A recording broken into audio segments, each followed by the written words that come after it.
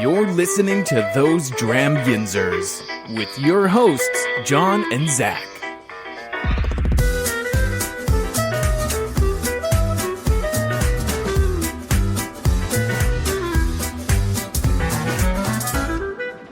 Hey everyone, I'm John. And I'm Heather. Welcome to Those Dram Yinzers, where we drink whiskey And talk about it. For everything Those Dram Yinzer, please be sure to visit thosedramyinzers.com.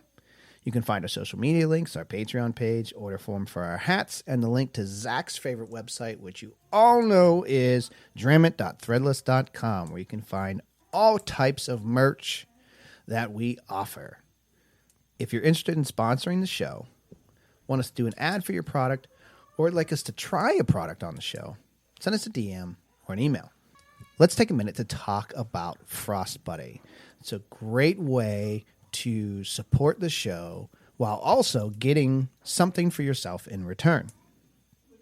It's the best all-in-one koozie you can ever have. Their Universal Buddy fits 4 different types of bottles and cans and can even turn into a full-on drink container with their additional lid. Use the link in our bio to check it out for yourselves. And if you buy something through our link, Frost Buddy will send us part of the sale. Again, great way to support the show and get something for yourself in return.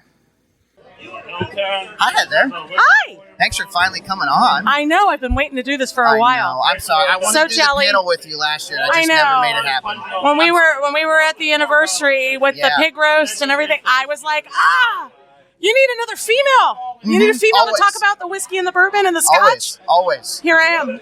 Finally. I know. I find it ironic that we're 2 males on a podcast talking about whiskey, and then we're always like, "Well, there's a lot of There's a lot of females, but you don't in talk to the whiskey," but females. then I think You we've only need had to talk Michelle on. So You need to talk to the average everyday female. Yes, Because yes. we're all getting into the whiskey and the bourbon. There's a lot of ladies here today. I'm surprised. there is a lot, yeah. And actually, I think it was this time last year, correct me if I'm wrong, that you went on the Peerless pick. Was it around now? It or was it a little was- later in the summer? So my Peerless pick was around my birthday in March. But this time last year, we were on the Nashville Barrel Pick with Alex. That's right. Well, in case you can hear the background here, we're actually at the May PWF share. Yes. I've been wanting to do a podcast from here, and I'm hoping to get some of the members to come up and say hi and talk about whatever. Absolutely. And figured this is a good one to test it out with, see how this would work audio-wise and setup-wise and everything. Because I don't like to be in your and Alex's way. I want to, No. but, Typically, I'm not behind the bar because he doesn't want me here. But you still are. But I still am because it's my husband and I'm here to help. And Yes. I know he can't be in 2 places at once. Yes, exactly. And if he's on one side talking and bringing bottles, then I'm going to be on the other side bringing bottles or bringing... Alex is like me. You start talking, and you don't realize, oh my God, 20 minutes just went by. Right. Yeah. And that's my husband. Yeah. And He- he's a really good, you both were really good Well, hosts, so I know he wants to do that, but then you get caught up in conversation. Right. I'm the same way, yeah. So in case you're not aware, I'm Heather Papiernick. My husband is Alex Papiernick. We are at the VFW in Carnegie because my husband is a Marine veteran and he is an officer here at the VFW, which allows us to have these shares at little to no cost. I mean, Yeah. everyone is so gracious to give donations or tips or something, and we end up donating to the VFW a lot or doing something to help them, which is phenomenal. And I appreciate that so much because it's nice to see a group come here, have a good time, and not nobody disrespects anything. Everybody's very respectful of the whole environment. We have our cigar smokers in the back, our Yep. whiskey and bourbon and scotch. We have our peat corner. Yep. Okay, because there's always Pete. Yep. Always. And it's just so nice. Plus, I'm like 5 seconds from home. So if I go up the hill with one eye closed, nobody's going to say anything. Yeah. And that has happened more times than I can count. But it's That's okay. why I bring a giant 40-ounce I thing know. of water. See, yeah. I've got my bottle. Yes. We can't go wrong with the bottle. No. So what, so far, I mean, we're only not even an hour into this share. Yeah. What has been your favorite pour that you've had so far? Honestly, I'm kind of torn. A gentleman brought the Penelope Rio, I saw that. which is amazing. And I'm kind of jealous because, unfortunately, while I was in California, it dropped, and Alex's car was at the mechanic getting its inspection. Yes. So he didn't have a vehicle and he couldn't go get it. I'm like, are you kidding me? Oh, man. So eventually we'll get that. But yes, I was very pleasantly surprised. The flavor is amazing. The closest thing, as an example, this is so funny. So in Deep Creek, because James's birthday was Friday, Alex's birthday was Saturday, so we were down in Deep Creek because we have mutual friends. I was with all these people, and we had the Liberty Pole Amarano. Mm-hmm. So I was sipping the Liberty Pole Amarano, and James's wife brought me a rum. And she was like, if you taste the Amarano and this rum, you get like a cinnamon roll if you do sip after sip. And I'm like, okay. And eventually I just said, forget this, and I dumped the rum into the Amarano. That's pretty much what I was tasting coming from the Rio. Rio, okay. I know that's what I'm going to grab next. A little bit of cinnamon. Mm-hmm. And then that rum cask kind of flavor. Yeah. Not bananas, not tropical, at all. More like a cinnamon roll. Very tasty. But I know this theme for the share is more like summer pours. Gotcha. And I will tell you right now, and everybody else, Barrel Seagrass is a very light pour for summer that I could sip on my back deck and just relax. It was aged in a apricot brandy barrel. Ooh. So it has this light, refreshing, that's what I have. Smell? Sniff? Ooh, uh-huh. Yeah. It's amazing. And I can sip fruit notes. Yeah, a lot of fruit notes. And the apricot's not too strong and overpowering. Yeah. So it's nice, it's light, it's refreshing. And then when summer changes and we go into the, dark months, I refer to, fall, winter, etc., we go from this to midnight winter's dram. Yep. Too many bourbons. Midwinter's night dram. Yeah, I think yes. Yes, exactly. I do love that pour. I feel like I'm overtaking. You are not. This is beautiful. I'm enjoying this. Oh, you're just listening. I am. This is and everybody's great. going to go, who is this woman? Okay. Our listenership's going to skyrocket now. I hope that they listen to this, because it's the thing. As females, I'm going to say, don't be afraid to be involved in bourbon, whiskey, and scotch. Okay? Mm-hmm. Broaden your horizons. Don't just sit there and drink freaking seltzer. You are not a basic white bitch. Please don't. Please don't. And you're not, I'm a Gen Xer. I'm just saying right now, expand your horizons. Mm-hmm. Okay? Taste the bourbon, because you'd be pleasantly surprised at what you like. Mm-hmm. And for any female, my husband started me on old fashions. Yes. He started me on an old fashioned with Elijah Craig, which is a sweeter bourbon to begin with, a little extra simple syrup, and then eased up. And the next thing you know, I'm drinking Manhattans. And the next thing you know, I'm drinking bourbon on the rocks. Mm-hmm. And before you know it, here I am straight. In a Glen. Which is what I was going to say. That's actually, so Lisa does not like whiskey straight, but she has been really getting into the old fashions. Now she likes the flavored ones where, it's, and she doesn't like just like pure syrup. Like she likes the ones that are flavored properly. Okay. And not, whether they're making their own simple syrup out of actual fruit and whatnot, or something like that, not just throwing like sweet and sour makes you silly. She's been getting into those, which I'm very proud of her. I will eventually get her to have some stuff straight, but yeah. So I'm recommendation, just my personal palate. Okay, you go into Ace Hardware, because Ace Hardware carries all the Traeger merchandise and flavorings, etc. Pick yourself up a bottle of Traeger smoked vanilla clove simple syrup. Ooh, okay. Yeah. All right. Okay, so there's that. Get yourself a bottle of the black walnut or toasted almond bitters. Of that white label. Two Brothers, maybe? I think that's what it's... Maybe. So that simple syrup, Elijah Craig, either one of the bitters, the toasted almond or the black walnut, okay? Oh my God. Yeah. Phenomenal. Good. Okay, great old fashioned. Yeah. So, yeah. But the old fashions... They're the gateway drug. They are. Old fashions. That's how my dad's starting too. Old fashions and Manhattans are the gateway drug. My dad has been ordering old fashions consistently when he goes out to drink, when he goes out to eat and everything now. And he actually thoroughly enjoyed, was it batch 5 of Liberty Pulpeated rye? He actually had that, like, neat, and was like, I actually really enjoy this. And I was like, yes, I'm kidding. But yeah, I definitely want to, we talked about this way back when we first started, when we had Michelle on, and about, women in whiskey, and even 5 years ago it was a pretty significant I think there's been a lot presence. There's a lot of women in whiskey. I feel like it's even grown in the past 5 years too, even just for our group. I am going to say, okay, Jepeth Creed needs to have some testosterone. You said this earlier. I said this earlier. Jepeth Creed, and I love their moonshine. Okay, we've driven on the I don't even know the route in between Louisville and Lexington.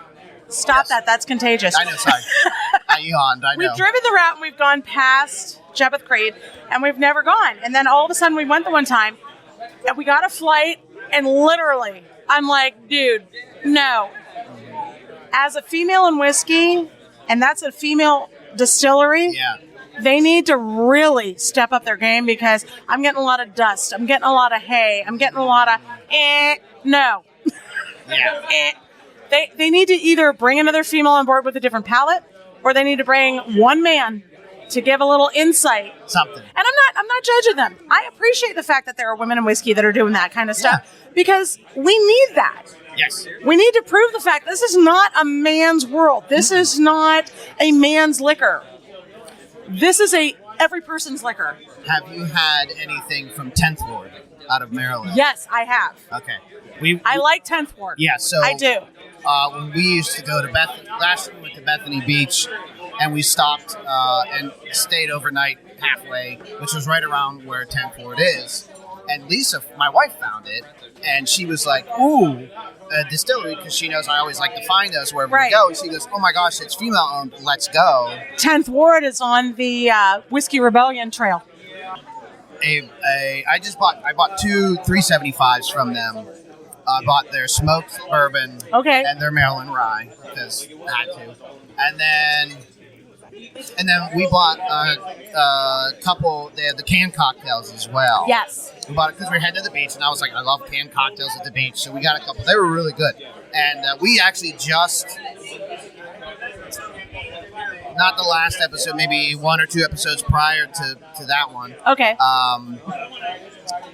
We had it on the show. We did a review of it on the show. It wasn't Zack, it was my buddy Steve. Okay. And Steve really likes smoked bourbons in general, so I was like, hey, you're gonna love this. I used to not. Yeah. So I do now. Yeah. But we thoroughly enjoyed it. And we did a smoked bourbon show a while back. We tried a couple different ones. We had not gone to 10th Ward, so I didn't have theirs to throw it in there, but ones we had were not good, and this one was just real good. I wish I could have gotten their coffee liqueur. Ooh, I've heard amazing things. They were all out of it when we went. Yeah. They do have a candle, so they do kind of like the really nice candles. Yes. It's like a vanilla coffee bourbon-esque, right? And it's in an old 10th Ward bottle. And I had their candle, and it smells phenomenal. Between that candle and Justin's House of Bourbon candle. I was just going to say, anything that you haven't had that's here. I mean, there's been a lot of bottles since we've been talking showing up, but anything here you're looking forward to tasting next? I don't know. Greg brought some stuff from New York because he's my Jersey guy. There you go. So I might grab on that. I see my first bottle of Seagrass is really hitting the bottom, but that's okay because it is an amazing summer sipper. Really it is amazing. It's got that apricot in there, and it's light and refreshing. So that again, you can sip on that, sit on the back deck on a day like today where it's going to be high, 80 degrees in Pittsburgh. And again, the second thing you've given me that's been over 120 proof, and it doesn't taste 120. It does not because it's so light. But you get those little notes of apricot and fruit, and it's refreshing. Barrel, their whiskeys intimidate me. You shouldn't be intimidated. Because I look at them and I'm like, I have no idea what I should even go for. Same with now you know. Pinhook. Pinhook confuses. Like Pinhook it's is just like kind of a choice fatigue. Right. So all right. Well, I'm I will sorry. let you get. I'm chatting too you're much. fine. You're fine. You're fine.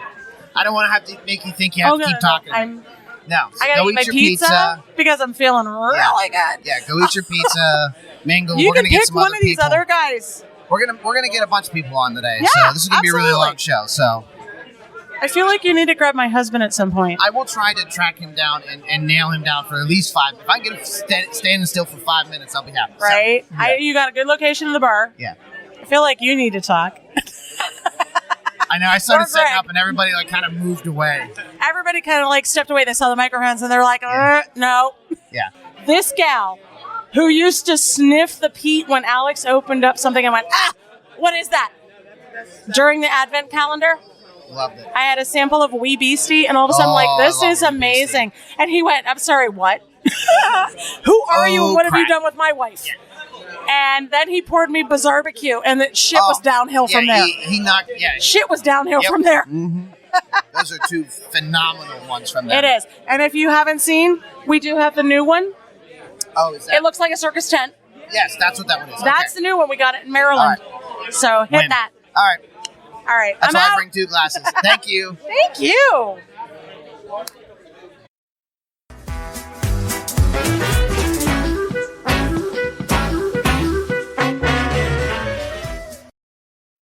Alrighty, and we're back. It's taken some convincing. Everyone I've talked to gets real shy and says, "No, I don't want to talk in front of a mic." I guess I'm super intimidating. I don't. Very, anyway. very. So Heather helped me out because she's awesome.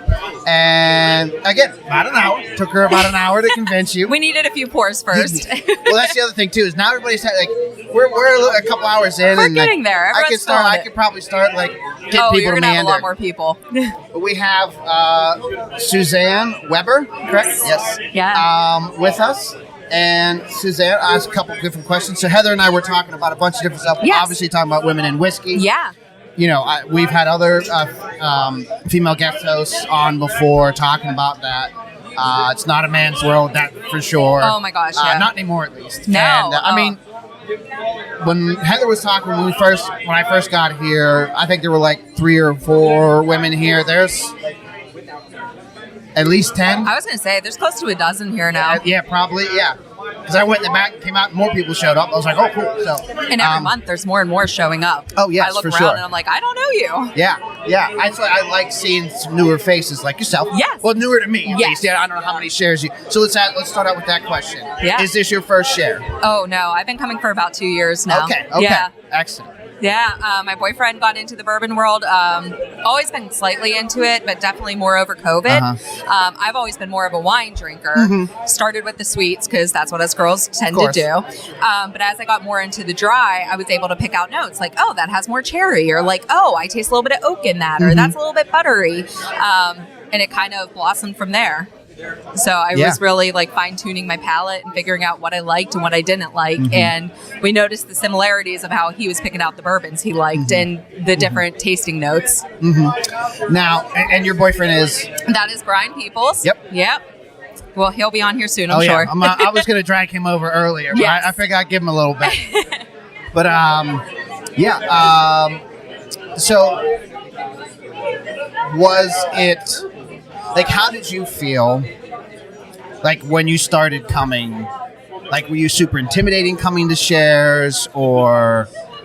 A little bit just from not knowing anybody, Okay. but I always kind of find a beauty in a bunch of strangers coming together who don't know each other at all, but having some similar interest, and how that can blossom into true friendships. I look forward to coming here and seeing Heather every month and trying to get together outside of the shares, and some of the women that have been coming here, and maybe it takes them a share or two, but now they've got their groups here and they're making their pours that they want. And it was just more intimidating of not knowing anybody, but I've always felt welcomed and I've always felt included, and it's definitely not a boys club kind of thing going on here. Yeah. I mean, the percentage is, but... For sure. But no, I don't think it is. Yeah. Which is I also understand how ironic it is that two guys that host a podcast are talking about. Yeah, it's not just a guy when, it's like, well, we should probably have a continuous. Yes. But yeah, did you, so you've been around for a couple years then. So did you get the Peerless pick? Since we're talking about, I did not. I almost brought it with me. I really want to. I would love to go on a pick one day. I think that would be so much fun. No, one of our friends did though, but we didn't get to try it yet. We're waiting to have that share together to try. I haven't opened mine, not because I don't want to, because I'm just like saving it. Because there's going to be a perfect moment. Yes, exactly. Yeah, that's awesome. Yeah. So, you said you were wine first and then kind of got yourself, which I think I actually have noticed a very huge connection between people who are wine drinkers and then have become whiskey drinkers, or even vice versa. I was not a very big dry wine fan. Yeah. Now I'll drink with my dad all the time. Oh my gosh. It's just like, oh wow, I can actually appreciate this. Yes, you can taste the notes. And so what really turned me on to bourbon was we started getting bottles that were bourbon barrel aged red blend. Yes. And so I started picking up some of those notes that you get from the bourbon in the wine, and that was really huge. So then we're like, all right, let's try getting me to drink the bourbons that were barrel finished. Yes. So I started drinking some of the red wine barrel finished ones, some of the port barrels like the Isaac Bowman, and Angel's Envy, of course. That was like a huge turning point for me. So even right now, I am drinking a rum cask finish. Nice. So yeah, it just really, that was a good segue for me because I knew how to pick the notes out in the wine barrels and the port barrels and the rum finished, and then slowly introduced just like regular bourbon. And now I even sometimes like a little bit of a peated. Nice. So, well, we're definitely going to convert you then. Okay. So, we've been here for a couple hours. You had a couple pours to convince yourself to come over, or allow Heather to convince you to come over. It was a process. I promise I'm not scary. No, you're good. And so what has been your top pour that you've had during this show? Oh, goodness. So I have been sticking more to the finished ones this time. Okay. There's a lot of them here There today. There is. I was real excited about that. I think the most interesting one I have had was the short barrel Bee's Knees. I don't know if you saw it yet. I did see it. I haven't got to it. Yes, I did see it. It's a honey barrel finished bourbon. But what's interesting about it is usually finishes tend to be a little bit lower proof sometimes. And this one is like 120 proof. So it's a little bit higher. So it's really nice to get that flavor. And there is prominent honeycomb flavor, but you still get that little heat behind it. So that's been an interesting pour of the day. Cool. Yeah. Awesome. What is, and I hate when people ask me this question, but I love asking so you're going to ask it. What is your go-to pour? Oh my goodness. Like when you're just like, I want to pour, or I want something on the rocks or whatever, what is your I go-to? drink neat, not rocks. I would have to say my never fail go-to pour would have to be the Angel's Envy Rye. Yeah. That's I know it's going to hit every time exactly how I want it to.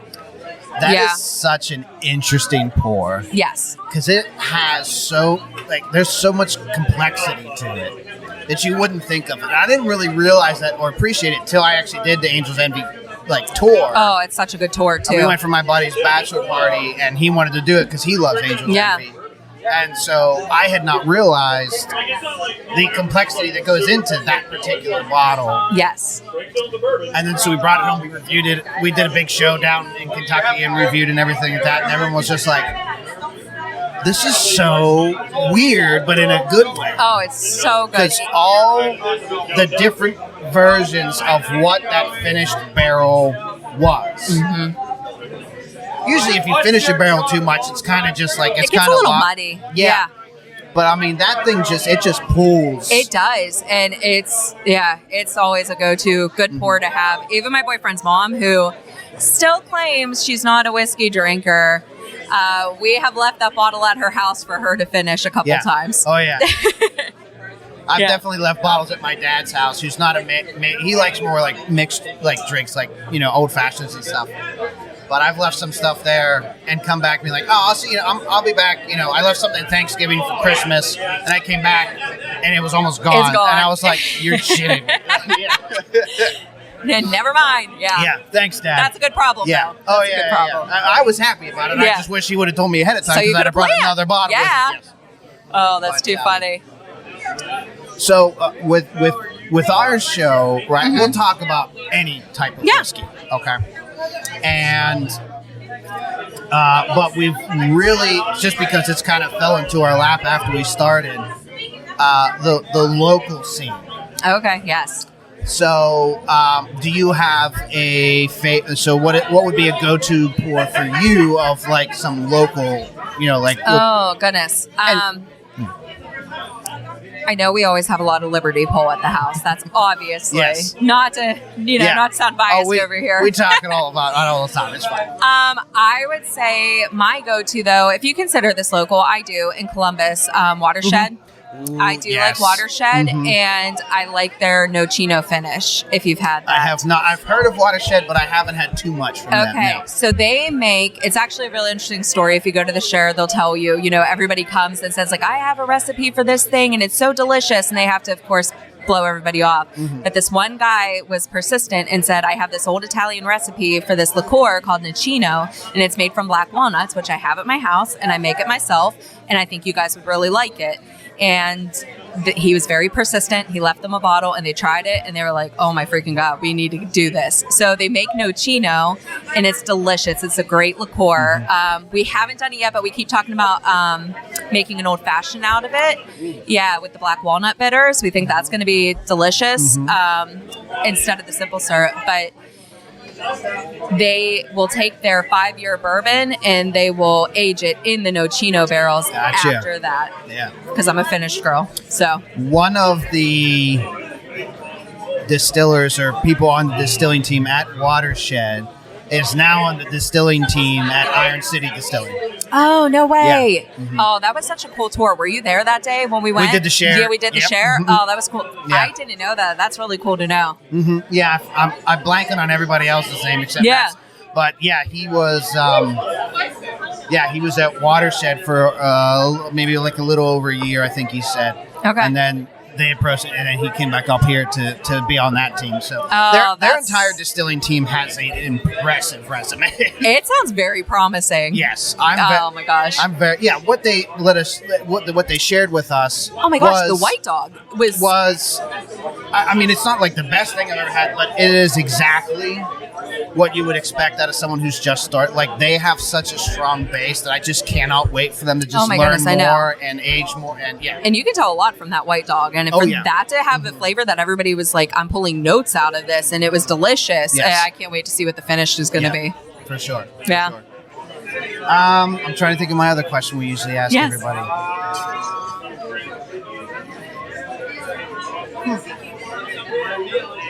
I'll be here all day. Yeah, I'll think of something else. I knew I had another one, and it just gone. There went. But anyway, well, thank you for you're so welcome. I don't bite. No, it's so easy. Everybody should come over. Well, thank you so much for having me on here. Yep. Awesome. Talk to you later. Yes. Bye.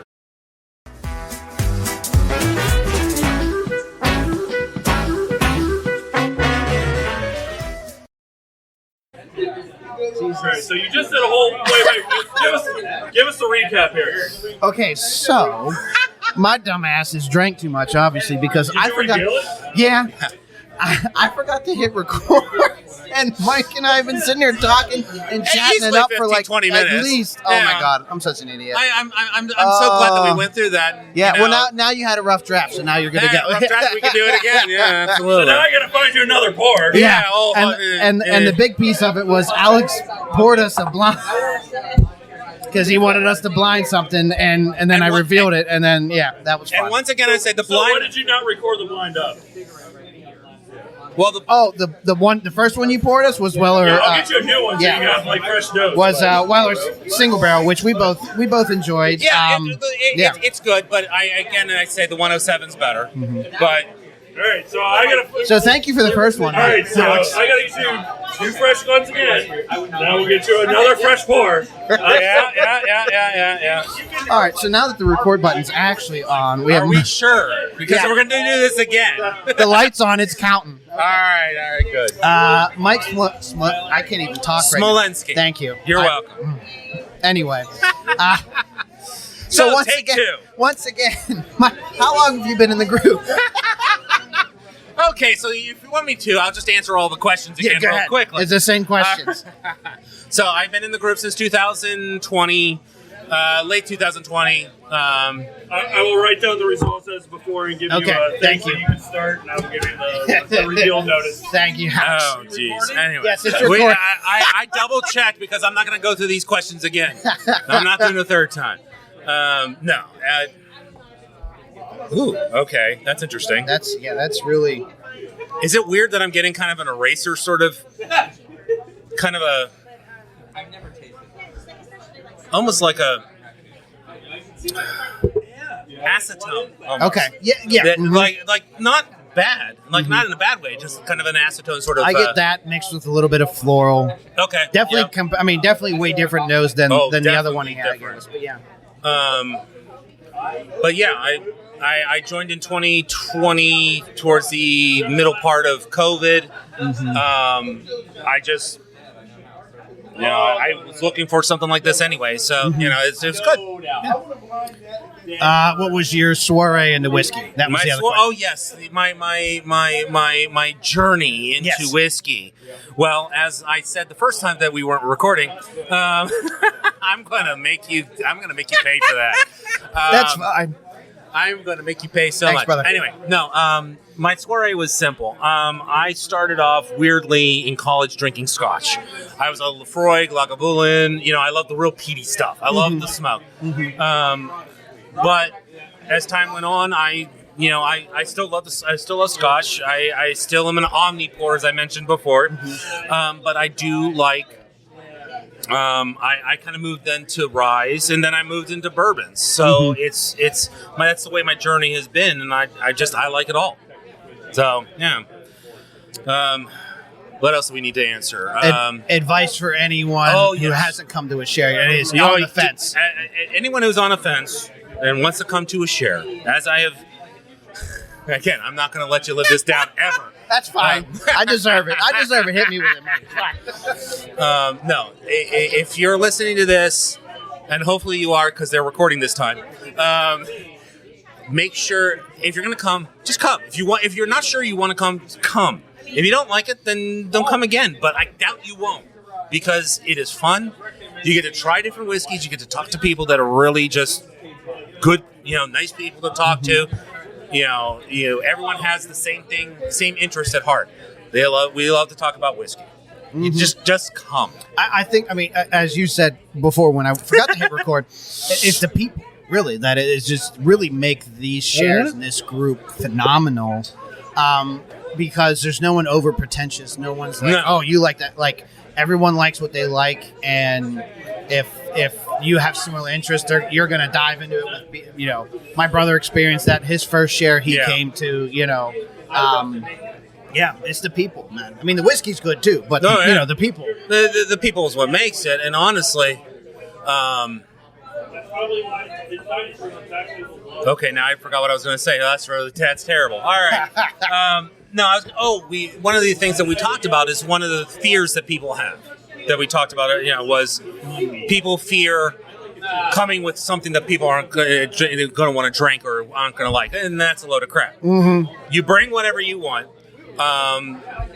no matter the price range, doesn't matter. You see all ranges here, and you can find a great bottle for $25 for sure. I'm sorry, Old Tub. I like Old Tub. Me too. And it's $20 a bottle. It's good stuff. We talked about everyday pours before. That is not a bad everyday pour. It is not. I'm kind of switch around a lot when my everyday pours as I'm, but I like. I don't know. That's a good one because it's light, it's simple, it's easy. It's an enjoyable drink, and it's inexpensive. So there's no reason to bring in any sort of different. Let me rephrase that. There's no need to worry about what you're bringing. Yes. You'll find someone who will like it. I've tried. This is actually something I thought about before, and I just didn't say it. I tried to psych it out. I tried to bring stuff that I thought, people would love it. No. I found that 9 times out of 10 that people didn't really drink the stuff that I thought they would love.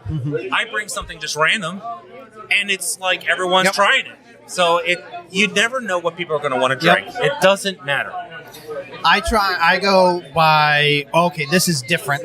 Not everybody, I got this out of state. Not everybody might have this, or it's a craft in a different state. This time I brought the Driftless Glen, their standard straight bourbon whiskey, because we just reviewed it on the show. That was the last episode before this one. Okay. So I was like, well, if anybody did listen to it, we have it here. If they were curious about it, I love it. It's a great pour. There's no fear. And I can't stress that enough. There's no fear. There's no pretentiousness. There's nothing of that here. It's just really good people getting together, and no one's going to be like, oh, what are you doing here? Sort of. No, you come, you enjoy. There's all types of people here. Yeah. And you share what everyone's passionate about. For sure. All right, so what are you getting on this second So definitely different than the Weller Foolproof that we blinded before. Spoiler alert. Yeah. But I am not 100% sure. I'm not 100% sure. So it's got some really crazy crisp fruit notes. I'm talking like a white grape or like some of those lighter fruits on it. So I get I oddly get like almost like a dryness, like a it's not like it's it's not like the tannins where it's drying my mouth up. It's more like it's almost like I said eraser on the nose. Yes, I almost get a little bit of that on the palate as well, and it's in a good way. I mean, it's hard to explain why that's a good way, but it's like, oh, you're talking about acetone and erasers, okay? I don't know. Yeah. I like it though. I'm gonna go with. I'm gonna stick to my 115. I feel like that's a safe proof range. It's probably closer. I'd go 110, somewhere in that ballpark. It's got a little bit of spice to it, right in the front of the palate.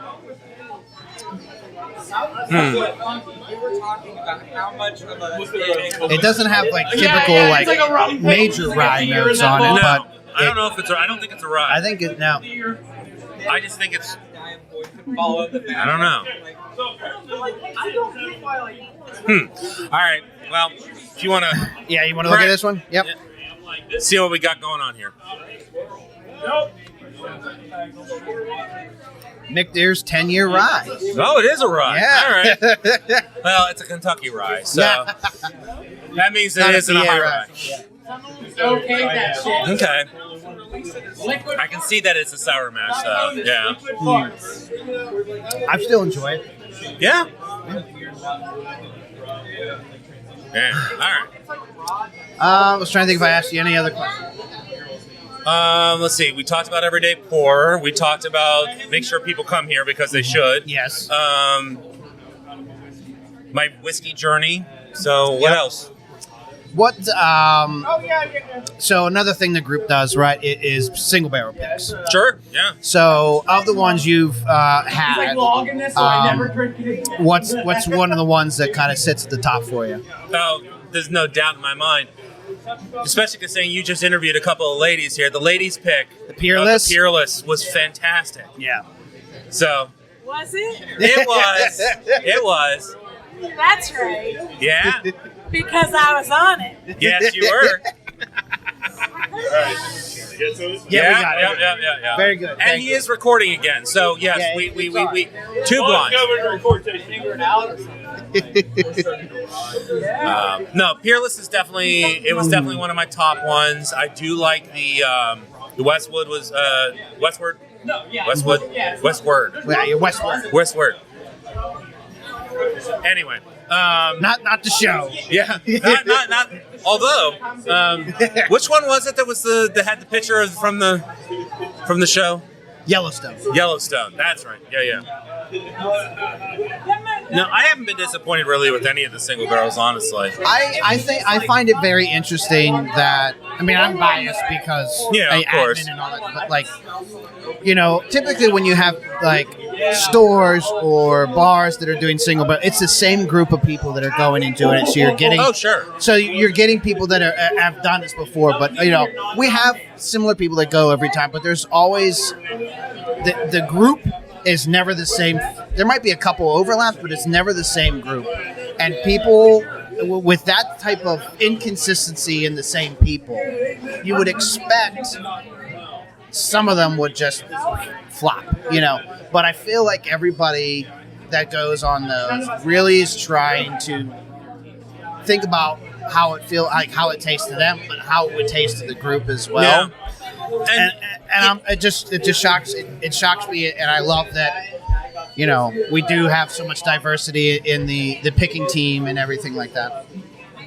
Yeah, no, you're right. And honestly, though, I feel like there is it may come from the overlap of people, but I think that there's a lot of palates that are very similar, or at least there's a lot of palates that you can. I don't even know how to put this. It's not even so much trust. It's just that there's a lot of. I'm sorry. The words are escaping me at the moment.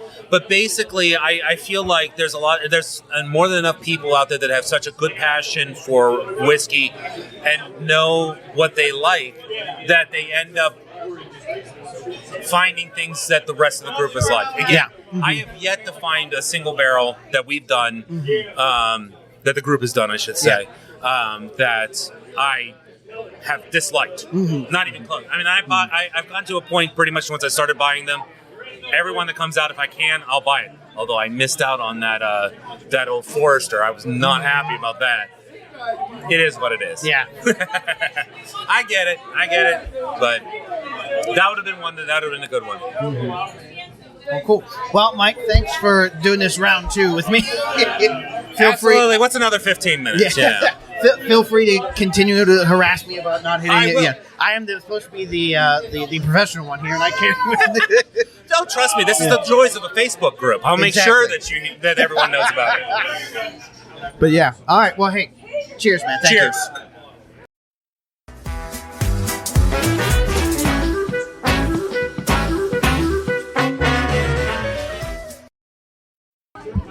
Alrighty, and we're back again. As people have had more and more pours, I've been able to talk more and more people to come sit down with me. But we have Nicole Mitchell, who took some convincing from Heather and Suzanne. But we got her. In fact, Cade was trying to volunteer you earlier. Yep. But well, thanks for sitting down. Thank you. Thanks for having me. Yeah. Okay. So how long have you been part of the group? Probably coming up on about 2 years in October. I think my first official PWF event was a Halloween share. That being down south was held at the old Liberty Pole Spirits. Yes. And at that time, I both was my first PWF event, but it was also ended up being my first Boggers event because I am definitely what was considered to be Team Omnipore. So nice. I'm definitely a rye whiskey fan, and I like my bourbon, but I'm also a Bogger too. So yep, I'm with you right there. Both Zack and my co-host Zack, who can't be here today. Awesome. If it's different, we love I like everything. It. Yep. Yeah. Yeah. Well, awesome. So I talked with Suzanne and Heather about women in whiskey, right?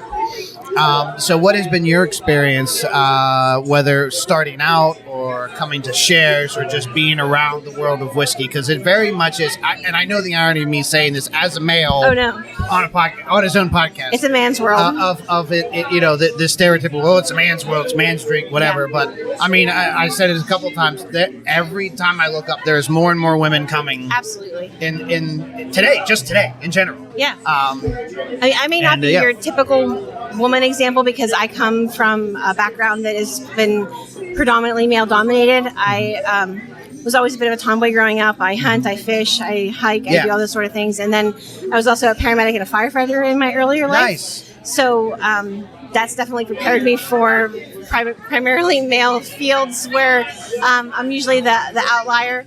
Most of my best friends have been men, so I definitely feel comfortable whenever I'm in environments where there's a lot of guys and talking to guys and doing what would be considered male things. But I found the whiskey environment to be something that, at least with PWF and the Boggers, is extremely welcoming to all walks of life, whether you're a woman or if you're a minority. It's just a great group of people all together, and I think that whiskey in general is just something that's for everybody, and everybody has something to contribute, something to offer. There's a little bit. Here's your support group right here.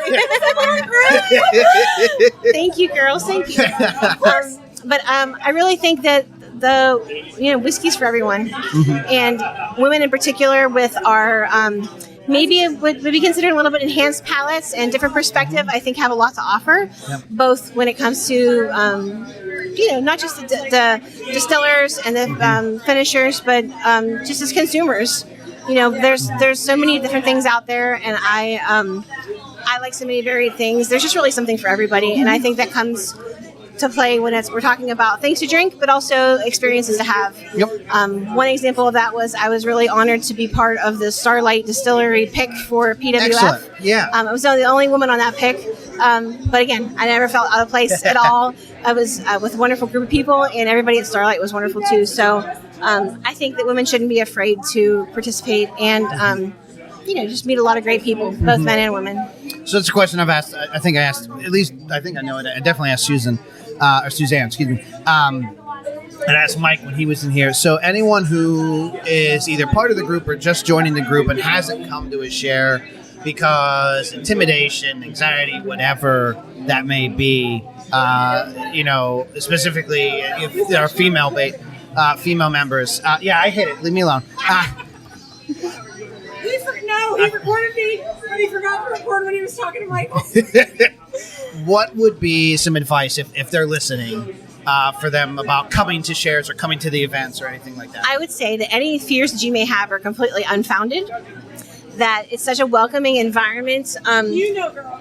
both in terms of just the people and the whiskey, right? So as far as the people go, I've never once ever felt out of place. I never felt unwelcome. This is just such a wonderful giving and sharing group of people that even if the whiskey wasn't here, these are all people that I would love to spend my day with. And when it comes to the whiskey, everybody's so generous with what they bring. It's a perfect opportunity to expand your palate, try things that you may consider to be either outside of your taste or outside of your financial ability. Like what better thing to do than come and try things before you buy them, right? I mean, that's what everybody wants to do. And especially if you're somebody who's interested in the hunt and you're really looking for some products that may be out of reach, you can try them and determine for yourself whether or not it's worth that hunt or not.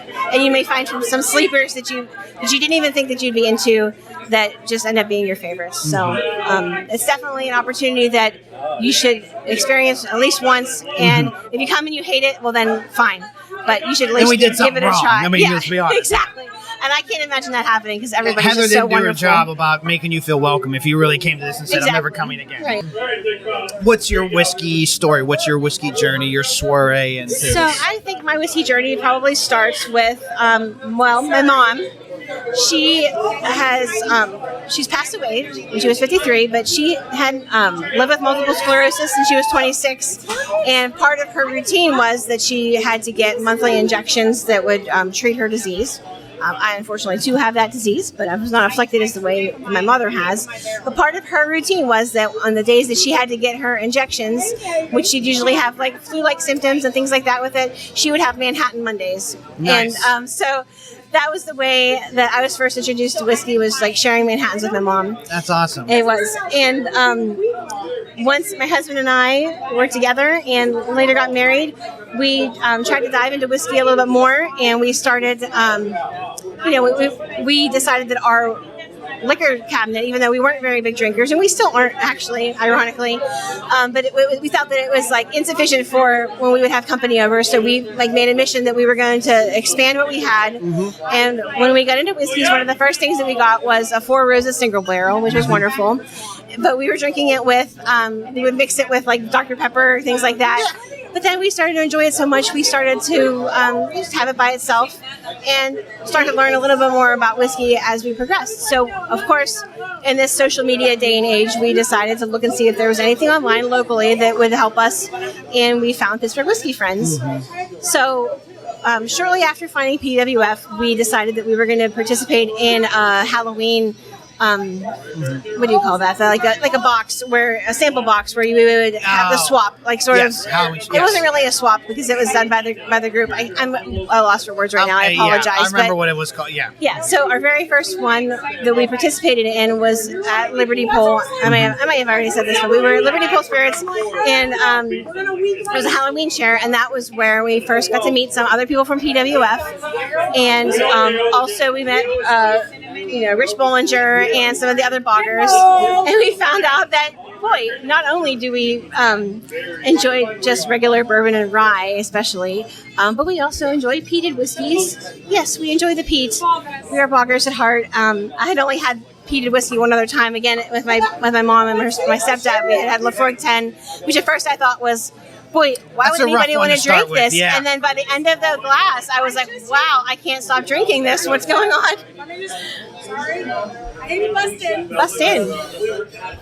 I think I just mentioned before that I hit, I may not have, on the Advent calendar. It was the Wee Beastie. Yes. On the Advent calendar. Right. That popped my cherry. Which is impressive because that's a little bit of a rough. And that popped the cherry, Yeah. and then he poured me up a barbecue, and shit was done. Oh, yeah. Yep. Once you have And a then- barbecue, and it's over. Oh my god. Yeah. I'm smelling chicken. What is going on here? And I now have all the options, the Octomores and the barbecues, and because my husband is a fucking bourbon pimp. Bourbon and whiskey and scotch pimp. We placed an order on the World of Whiskey yesterday. I mean, this might sound terrible, but I've become not the biggest bourbon fan because I'm starting to find it a little bit, I don't know, boring, for lack of a better term. No, it's not. I find that the variety, I like different. So for me, I'm really enjoying all the different rye expressions that I'm finding, especially some of the ones that Liberty Pole's putting I out. like the different and unusual that you bring to the table because it's things that you're like, this is so unusual. And I taste it like the bananas fossey, Right. the rum. Yeah. It was phenomenal. When it was bourbon, I was just kind of like, okay, this tastes like bourbon. I wasn't able to pick out anything unique or exciting about It it. was bananas foster. Right, with that rum, yeah. But one thing I really enjoy about peated whiskey is that there's just so much variety. You get the fruitiness with the PXs and some of the other wine finishes, but I really love I think we're going to see an emergence of variety in American whiskey in general. Absolutely. Because of the rise in craft, Well, and ASMs too. I mean, some of the things people are doing, I know Texas whiskey can be a little bit polarizing, but, Westward, for instance, like some of my favorite pours are some of these Westward ASMs that are just incredible to me. So if it's different and exciting, hey, even if I don't think I like it, I enjoy it because it's just something different, and that's really what I get most out about whiskey is just the different flavors and also the social aspects of it. I'm starting to really enjoy. So you were on Starlight, right? What a great experience! So I was going to say, do you want to kind of give us a nice sum up of that whole experience? Absolutely. From a member getting to sit on the panel for a barrel pick? I was on an incredible group of people. On that team were myself and Preston Miller and Jim Wegand and Rob and Kevin Huff. So it was not just. Oh, I'm sorry, and Todd Whiteman also. And so it wasn't just your standard, which what I would imagine, it was my first pick, so it's easy for me to say, but I felt like it wasn't your standard pick. Having Kevin and Rob on there brought a little bit of a different aspect to it because the other distiller at Starlight, like they really felt like they kind of had to flex a little bit, and that not only were we trying the different barrels that they were offering to us, but they were giving us opportunities to try things that weren't even available to us to choose, because they wanted to just show all the different things that they were doing there, which is incredible. I mean, there's such a background and history to that distillery with all that they've been doing, the Huber family, as in terms of their farm, but their wine production, and they seem to have a really expert experience with just the different barrel finishes and their knowledge of different barrel types. They're doing interesting things with different types of oak and using different staves from both like Kelvin and West Virginia Great Barrel Company. So they were just really doing lots of different things, and it was such a joy to see them be so excited about their products and wanting to share it with us. I think we ended up trying like 17 different whiskeys that day. So we narrowed it down to about 4, and then had a nice break with lunch that they provided to us, and then ended up making our final selection. But it was very difficult because they had so many great choices. I would feel very intimidated to be on a selection committee with Kevin and Rob. Oh my gosh, I know. Absolutely. It was both intimidating and enlightening. Yes. Because it was a little bit reassuring whenever they were echoing some of the things that you were thinking and tasting and feeling yourself. Kind of validating, Yeah, very much so. Also, they were a great resource for just talking about and learning about the aspects of whiskey that you may not think of as a consumer versus a distiller, and the different things that come into play. So it was just a wonderful experience that I would encourage anyone, if you have an opportunity to participate in a barrel pick, definitely make the fact that you are interested in that known to Aaron and other people in the group, get you on the list, because it was wonderful. So I see you and I are both repping Liberty Pole. Our Liberty Pole, yes. Sure, yeah. We can't go a show without mentioning them at least once at some point. Understandably. In the show. Yeah. And so my question to you was, the new location closer or farther drive for you? It's a little bit closer for me because I live in Cannonsburg. Oh, so God, that's right there. Yeah, so it's so close. Yeah. And it's so nice to have, not have to have parking concerns. Yes. And it's great that the different food offerings they're able to bring now on certain days. Yeah, I haven't been down there since they brought the new chef in. I have not been able to have any of the new, I mean, I loved everything Chris did. Yeah. But absolutely, I'm really curious to see what they're going to do. Yeah, with the this. smoked fish dip is always a favorite. We can't go down there without getting that. But I'm just, the Huffs are such a wonderful family, and they're so warm and inviting, and just so anxious to talk about what they're doing and just giving people. I just really enjoy all the time that I spend there. And what they're putting out, you can tell it's really coming from the heart. They're not just cranking out products. They really believe in and love what they're doing, and that just shows in their products. And I'm just so happy to have a resource like them available, both as now friends and also just as a great whiskey resource. Yes. I think, they're going to help put PA whiskey back on the rise, particularly rye, but just PA whiskey in general. I think they have two strong Pennsylvania rye representations on both ends of the state with them, and then with Herman. Yeah. I think that between those two, they're really going to just, and all these newer craft distilleries are leaning on them and saying, how can I, what worked for you? What did, and that's got to feel good from them. They want other people wanting their advice, their expertise. I personally don't know a lot about Dad's Hat's background, but just the story of where Liberty Pole came from, and just it's like what a better way to just let anybody feel like if you really put your mind to it and it's something that you have a passion for, that it's attainable. Yes, you can do it, and don't be afraid, even if it's a little bit later in life or after you feel like you've had a career in something, to take that leap and explore it. And it seems like that they have a wonderful community too of people that as they were starting out, they were able to go to and talk to and learn from. And I'm just really excited for the future of they whiskey listened in to PA. and cared about their customers. Absolutely. Yeah. Yep. And they continue to strive to meet their needs and what they want. I loved, even at the old place, I love taking people down there. Oh my gosh, yeah. Just to hang out, just to see the old place was still beautiful, it was as wonderful. small as it was. Yeah. And the new place is just phenomenal. but I love it. Everyone just has such a really good experience, and especially like if I run in the gym or Ellen and I say, hey, they haven't been here yet. Well, then, especially if it's Ellen, they might as well be like, she's taking them on personal tours, and you can tell that their heart is in every little nook and cranny of that place. Even at the old place, one of my favorite memories there was when we had a little bogger share in the basement. They made soup, and we sat around, had soup and appetizers, and Jim tapped the barrel for us to try something that he thought was special, and they're just wonderful people, wonderful family. We had the first time we interviewed them was before COVID, and we just had Robin and Kevin on because it was a Sunday and Jim and Ellen couldn't make it. And Zach and I both looked at each other and be like, what is life? Because they're downstairs tapping 4 different barrels for us to try. It's like, who surreal, are we? Right? Who are we? Surreal, exactly. Yeah. Like, we are nobodies at this point, But not to what do us. they do? Yeah. Everyone's special. Well, thank you for sitting down. Thank you. Yeah, thanks for Wasn't as talking. scary as everyone says it is. No, of course not. It is, yeah. But, appreciate you being part of the group. Appreciate you sitting down. And you. Cheers. Yep, cheers to you. Thank you. Yep.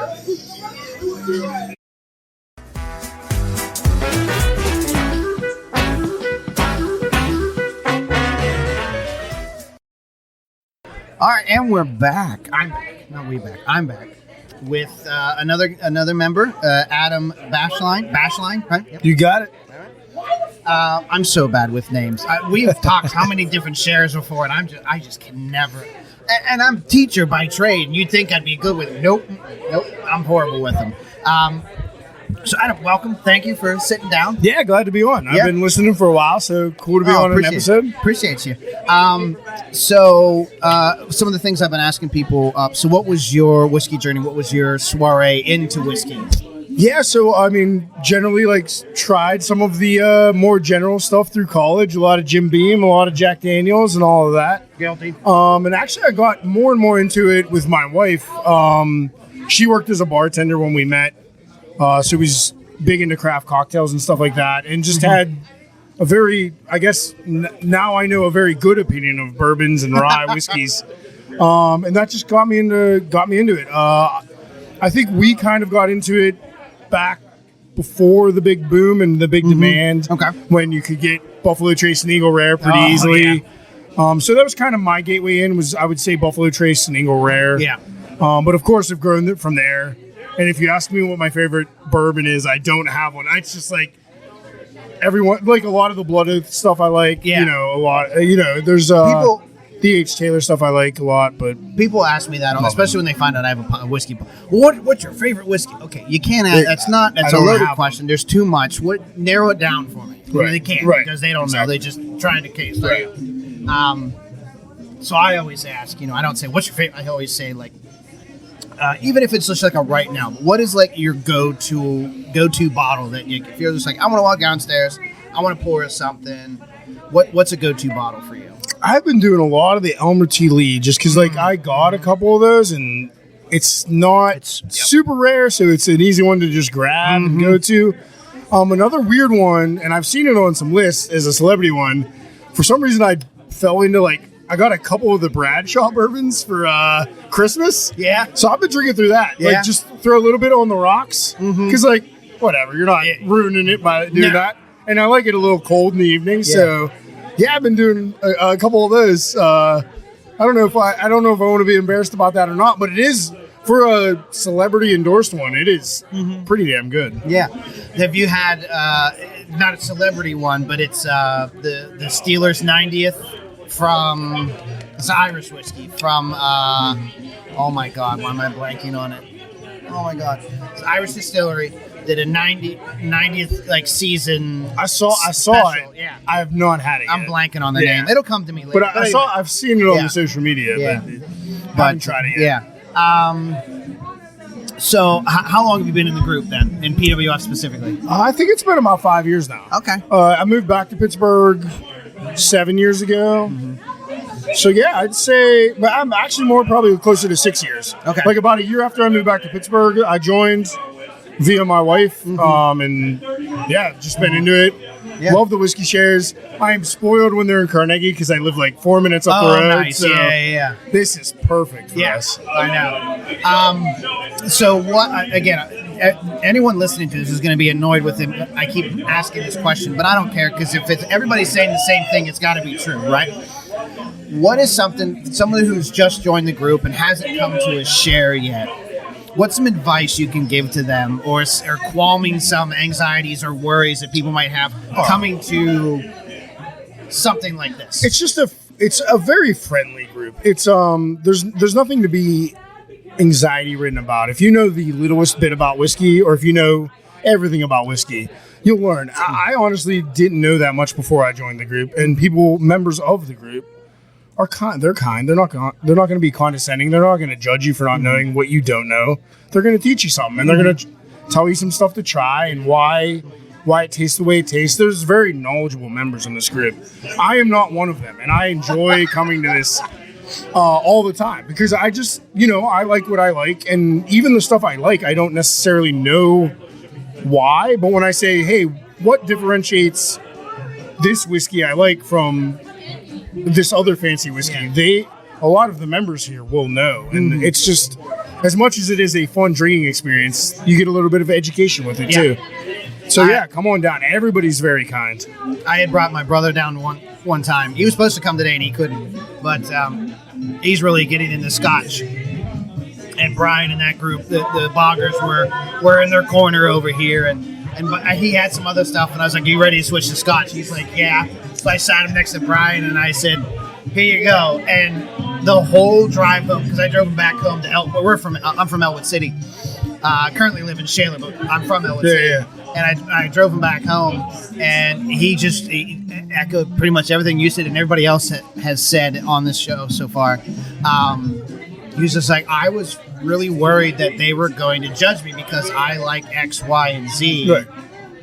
He goes, but they were just like, oh, you like this? If you like this, you're definitely going to try this because this is very similar, like, gateway drug into this. If you want to get to here, here's the thing in between. And he was just like, I can't believe it. He goes, I'm going to go back anytime I can, Oh, yeah. And, so. And I'm in a similar way. So I'm not a big Scotch guy. I'm not a big peated guy. But I will finish my day here with, like, 2 or 3 right before I leave. Yep. And usually at least one of them I'll be like, oh, I'll drink that again. Yeah. I'm trying to expand my horizons. I don't want to be closed-minded to anything. And that's the thing. It's like there is plenty to pick from when you're here of all different types too. You got your super, super new craft stuff. You got your little more rarity things.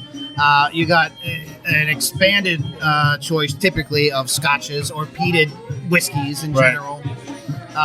There's never, I think, no matter where you are at in your own personal whiskey journey, there is something here that you're going to see. I've never had that before. Let me try that. Or I've wanted to buy that, but I've been hesitant. Let me try it, So. Yeah, I would say even if you're brand new to it and just getting into a whiskey or a bourbon that you like, come to an event, join the club, come to an event, and it'll lead you down a path to discover more of what you like and maybe something you didn't know you would like. Yeah. Like, it definitely expands your horizons. So, great time.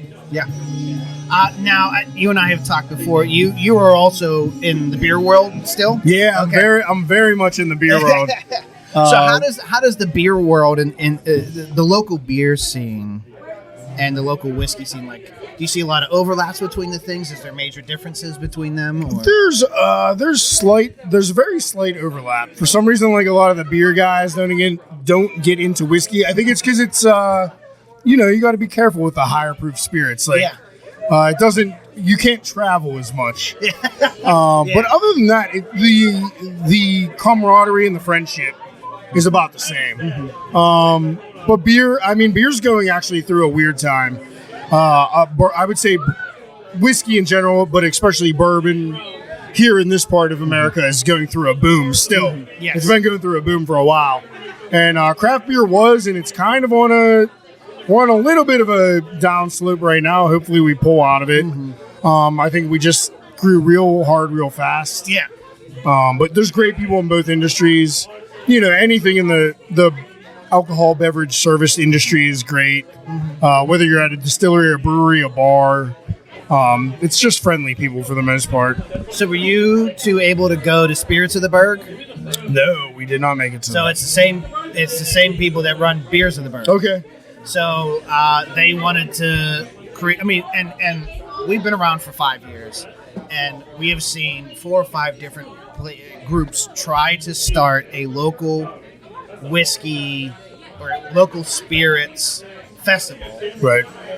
That could not compete, but like comparative to like Beers of the Bird or oh goodness, what's the one the drinking partners do? Barrel and Flow. Barrel and Flow. The big one. Yeah, exactly. Thank you.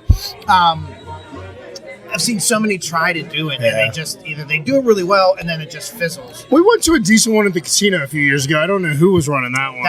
That one is okay. So it's Pittsburgh Magazine runs it from this side of the state, but it's basically run by Fine Wine and Spirits. That makes sense. sense. Like Pittsburgh Magazine has some leeway of but they still have a joke going on them. Right.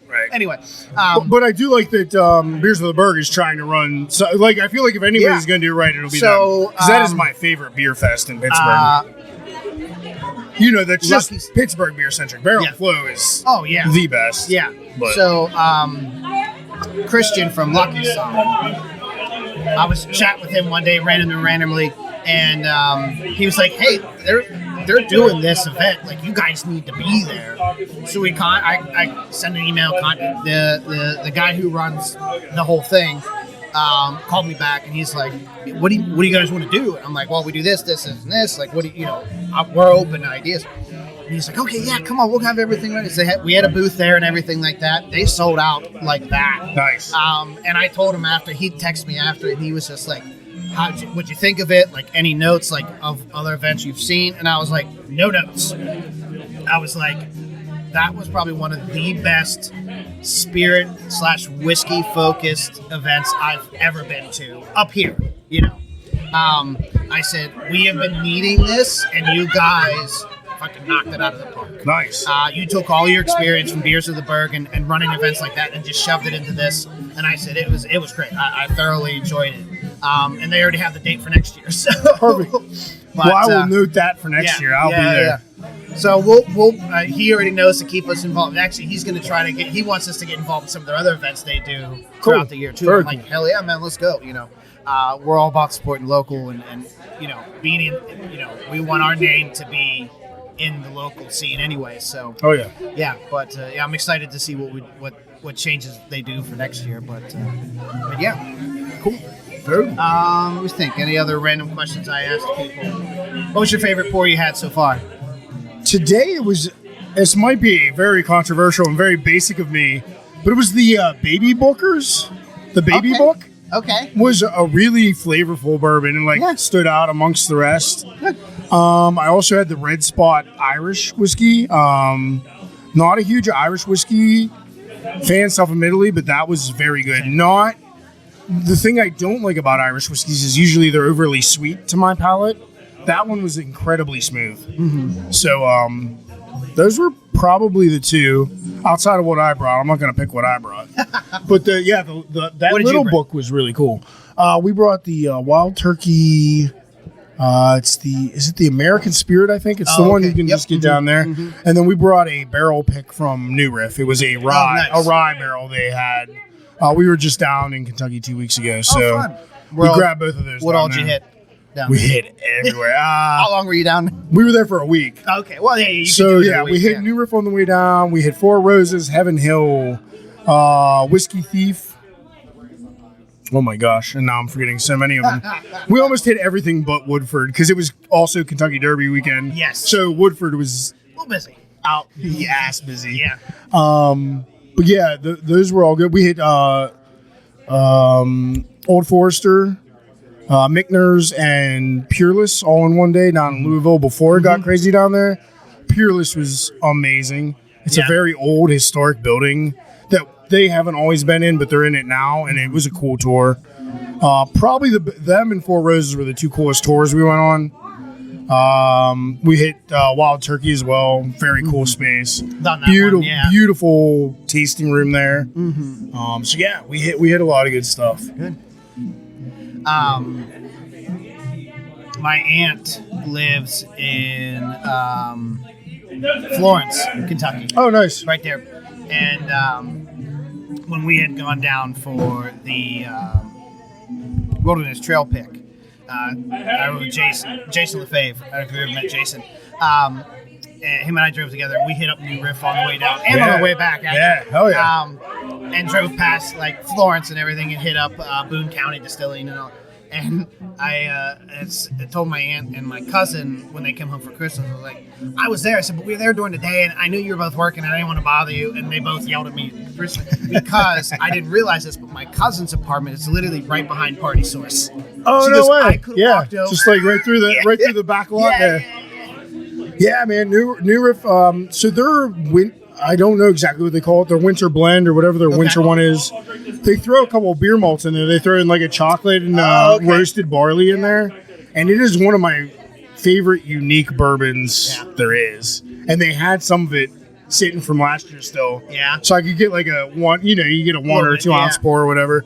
But it was cool. Like they had 6 barrel picks on while we were there. 3 rye, 3 bourbon. So between me and my wife, we tried all of them and switched back and forth and picked our favorite, which is the rye we brought here today. Yeah, Jason and I, we didn't do a tour. We just stopped in like the gift shop and got a couple so we things. we hit like the bar and then just did the gift shop. We didn't actually do a tour there, but we got to try pretty much everything they had on. We we picked up a couple of different things. They had a lot of single barrels offerings there, and then we picked up New Grove. No, what the hell is there was like a one-off that they had there. Jason talked me into twisting my arm, not very hard to get it, and and then we hit it on the way back because he's like, I'm gonna get another one for so and so. I think jointly that rye from New Riff was our favorite of that whole trip. Just like the rarity of it, and it's very like really big like tea notes on it, like almost like a green tea flavor. It's very earthy, but very good. Still has that rye spice to it, so it was a killer bottle to pick up, and so we were excited to share it today, of course.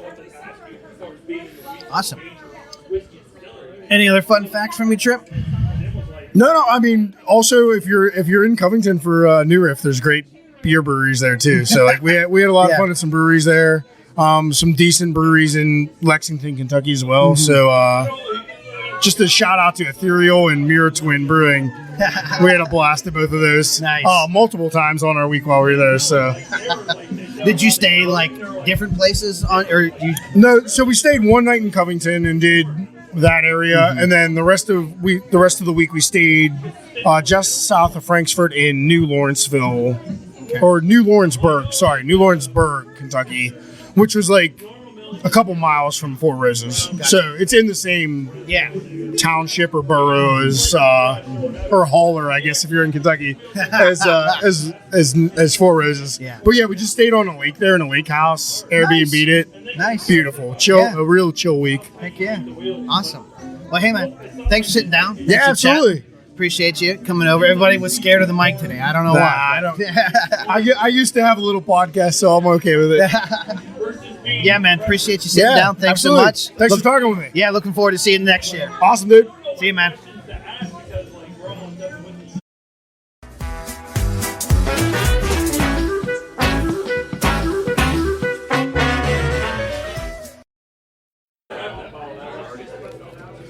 All right, everyone. Well, that was a good time. These shares are always fantastic, and I get to meet new people every time. And as you heard from all the guests, if you've ever been on the fence about coming to a share, jump off that fence and come down. This is always a good time. The people are amazing. The drinks are amazing. The food is typically amazing. Because we care about everybody. The admins of PWF always get food catered or delivered for everyone to have, so that everyone is safe, and there's plenty of water here. And so if you've ever been on the fence about coming to a share, get in the group and go to the events page. There's a ton of shares between us and between the Boggers United. I know that is coming up in June 1st, I believe, is their next share. And I believe we're going to be podcasting from there as well, so I'm super excited about that. So from me, from everybody here, only thing left to say is cheers to you guys.